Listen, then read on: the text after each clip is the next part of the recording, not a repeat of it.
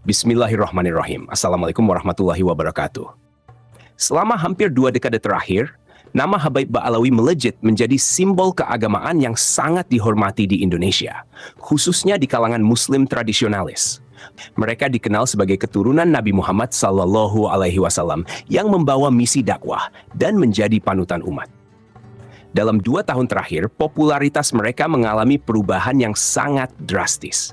Masyarakat mulai mempertanyakan status mereka, bahkan kehilangan respek terhadap keberadaan para habaib ini. Apa sebenarnya yang menyebabkan runtuhnya marwah mereka? Bagaimana perjalanan sejarah mereka di tanah air, dan apa pelajaran yang bisa kita ambil dari fenomena ini? Mari kita bahas secara mendalam.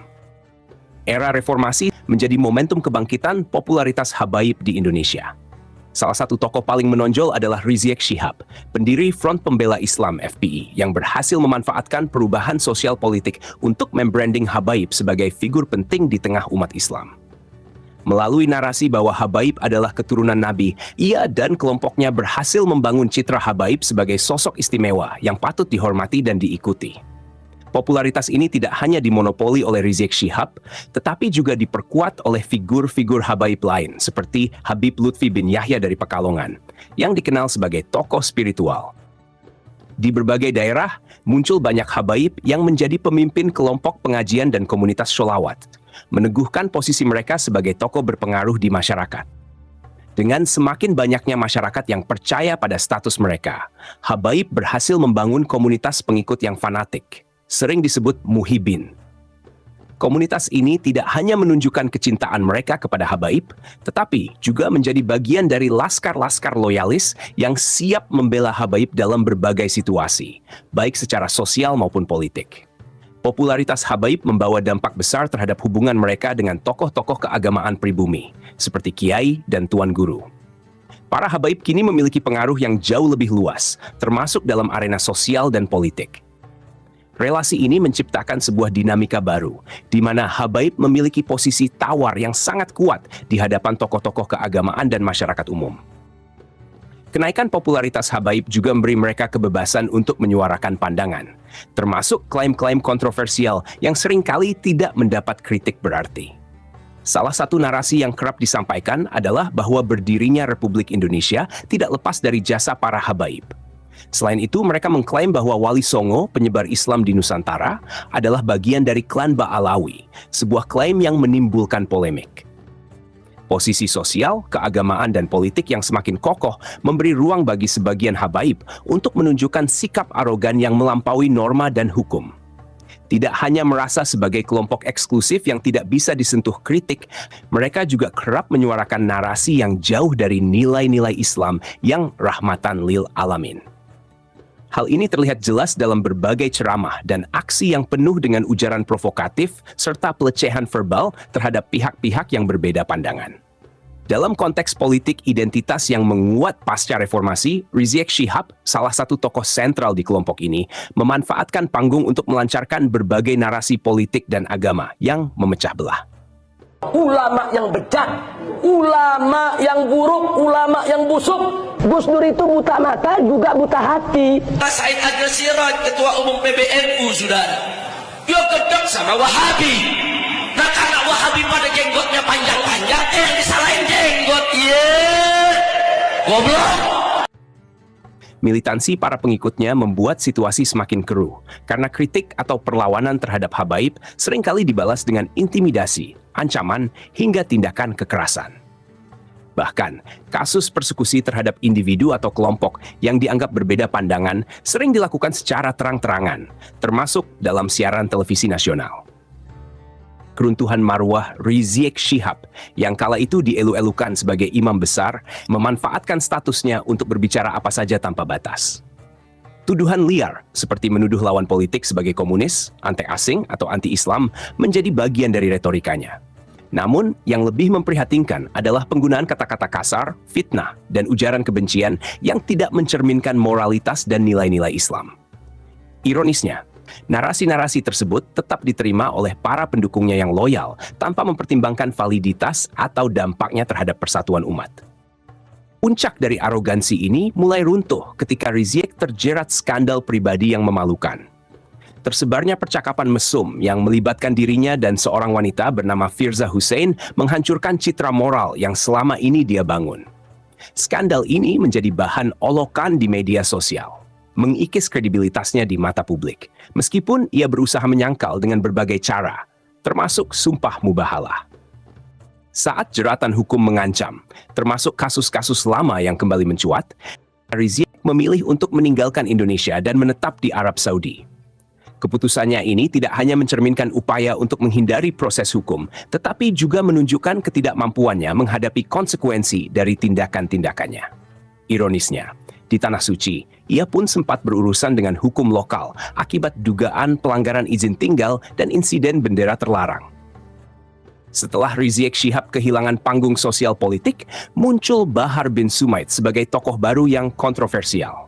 Berbeda dari Rizik yang membangun citra sebagai pemimpin gerakan anti maksiat, Bahar justru dikenal luas akibat aksi kekerasan terhadap anak ia lakukan secara terang-terangan.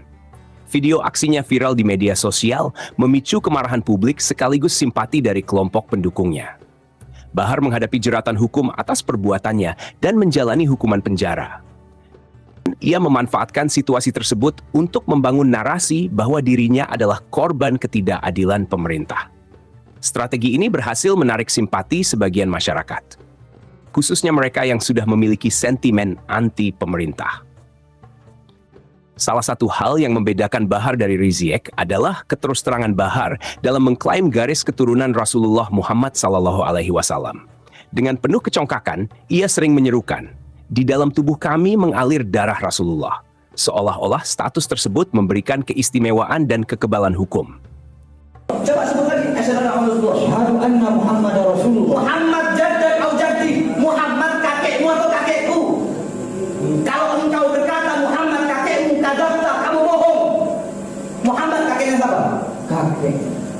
Kalau engkau mengakui Muhammad kakekku, kenapa engkau bisa berani menjadi saksi? Bahkan dalam persidangan, ia menuntut perlakuan istimewa sebagai keturunan Nabi, suatu sikap yang menuai kritik tajam dari berbagai kalangan.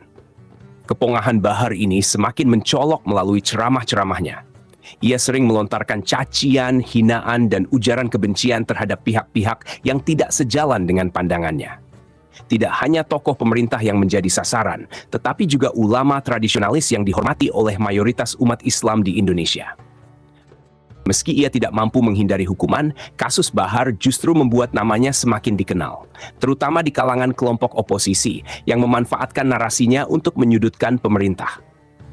Di tengah retorika politik yang semakin tajam, Bahar menjadi simbol perlawanan bagi kelompok anti-pemerintah. Hal ini mirip dengan pola yang sebelumnya dijalani oleh Rizik Syihab, meski dengan pendekatan yang lebih kasar dan frontal. Popularitas Bahar ini tidak sepenuhnya positif. Ceramah-ceramahnya yang kasar, penuh caci maki, dan seringkali tidak berdasar membuat banyak masyarakat mulai jengah. Sayangnya, kritik terhadap Bahar nyaris tidak terdengar lantang, baik dari kalangan ulama maupun masyarakat umum. Anggapan bahwa Habaib adalah keturunan Nabi masih menjadi tameng kuat yang membuat banyak pihak enggan atau takut untuk mengoreksi secara terbuka. Tidak lama setelah kontroversi ceramah-ceramah Bahar bin Sumait yang menuai kritik, muncul gebrakan intelektual dari Kiai Imaduddin Usman. Secara mengejutkan, Kiai Imaduddin mempublikasikan hasil kajiannya yang menyatakan bahwa klaim Habaib Ba'alawi sebagai keturunan Nabi Muhammad SAW tidak memiliki dasar ilmiah yang kuat. Ia menyebut bahwa rangkaian nasab Habaib adalah hasil rekayasa Ali Asy Syakran yang ditulis pada abad 9 atau 10 Hijriah tanpa dukungan dari manuskrip dan kitab yang terverifikasi. Pada awalnya, tesis ini diremehkan oleh kalangan Habaib dan beberapa pimpinan Nahdlatul Ulama NU. Mereka menganggapnya sebagai gagasan spekulatif yang tidak berbahaya. Lambat laun, tesis ini mulai mendapat dukungan luas, terutama dari kalangan akar rumput NU. Dukungan ini semakin menguat ketika tesis Kiai Imaduddin Usman diperkaya dengan data komprehensif dari berbagai sumber dan hasil kajian yang lebih mendalam dari para peneliti lainnya. Seiring berkembangnya penelitian, klaim keturunan Nabi yang dipegang Habaib Ba'alawi mulai runtuh. tinjauan sejarah dan filologi oleh Menachem Ali, ditambah hasil tes DNA yang dilakukan oleh berbagai pihak, serta penelitian tentang asal-usul Ba'alawi, memberikan bukti bahwa klaim tersebut hanyalah mitos yang tidak dapat dipertanggungjawabkan. Ketika data ilmiah dipaparkan, Habaib Ba'alawi tidak mampu memberikan bantahan yang memadai. Hingga saat ini, tidak ada satupun yang berhasil menolak kajian Kiai Imaduddin dengan bukti-bukti yang terverifikasi. Kajian Kiai Imaduddin menjadi pukulan telak bagi klaim Habaib Ba'alawi, khususnya mereka yang selama ini mengandalkan status keturunan Nabi sebagai dasar legitimasi sosial dan keagamaan. Fakta-fakta ilmiah yang dipublikasikan tidak hanya menggugurkan klaim tersebut, tetapi juga memengaruhi eksistensi klan Ba'alawi secara keseluruhan. Bagi masyarakat umum, kajian ini menjadi penyuntik keberanian untuk menyatakan dengan tegas bahwa klaim keturunan Nabi yang dipegang oleh Habaib tidak memiliki dasar ilmiah. Narasi tentang keistimewaan keturunan Ba'alawi yang selama ini dianggap tabu untuk dikritik mulai runtuh di mata publik.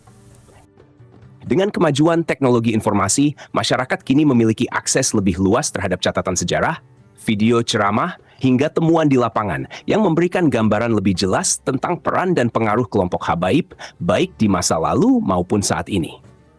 Dalam kajian sejarah, nama-nama seperti Utsman bin Yahya dan Hamid Al-Ghadri sering disebutkan dalam konteks kerjasama dengan kolonial Belanda. Hal ini memunculkan pertanyaan besar tentang peran Habaib di era penjajahan. Apakah mereka benar-benar pejuang atau hanya sekadar kaki tangan penjajah? Catatan seperti ini memberikan kontribusi pada perubahan persepsi masyarakat. Di sisi lain, narasi anti Partai Komunis Indonesia yang kerap digaungkan oleh beberapa tokoh Habaib, termasuk Rizik Syihab, justru menjadi bumerang. Fakta sejarah menunjukkan adanya keterlibatan beberapa tokoh Habaib dalam gerakan komunis, baik di Indonesia maupun di Yaman Selatan, yang menjadi tanah asal Ba'alawi. Rezim komunis di Yaman Selatan bahkan dipimpin oleh tokoh dari kalangan Ba'alawi, memperkuat dugaan keterkaitan ideologis di antara keduanya.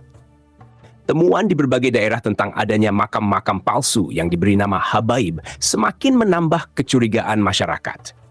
Dugaan bahwa beberapa Habaib mencoba memalsukan sejarah, termasuk dalam narasi tentang peran mereka dalam perkembangan Islam di Indonesia, semakin memperburuk citra mereka. Video-video di media sosial dan bahkan publikasi buku yang menyajikan informasi yang terdistorsi menjadi bukti kuat dari upaya manipulasi sejarah ini. Meskipun bukti ilmiah begitu kuat, masih ada pilar terakhir yang menopang klaim keabsahan nasab Habaib, yaitu dukungan dari elit sosial keagamaan dan politik. Dukungan ini, meski mulai melemah, tetap menjadi tameng yang melindungi eksistensi klaim mereka di sebagian kalangan masyarakat. Berdasarkan bukti perjuangan Kiai Imaduddin dalam mengungkap fakta ini, menunjukkan pentingnya keberanian intelektual dan integritas ilmiah dalam menyingkap kebenaran. Allah Subhanahu wa Ta'ala berfirman dalam Al-Quran, "Wahai manusia, sesungguhnya kami menciptakan kamu dari seorang laki-laki dan seorang perempuan, dan kami menjadikan kamu berbangsa-bangsa dan bersuku-suku agar kamu saling mengenal. Sesungguhnya yang paling mulia di antara kamu di sisi Allah ialah orang yang paling bertakwa di antara kamu." Rasulullah Muhammad SAW juga bersabda, "Barang siapa yang amal perbuatannya lambat, maka nasabnya tidak akan mempercepatnya."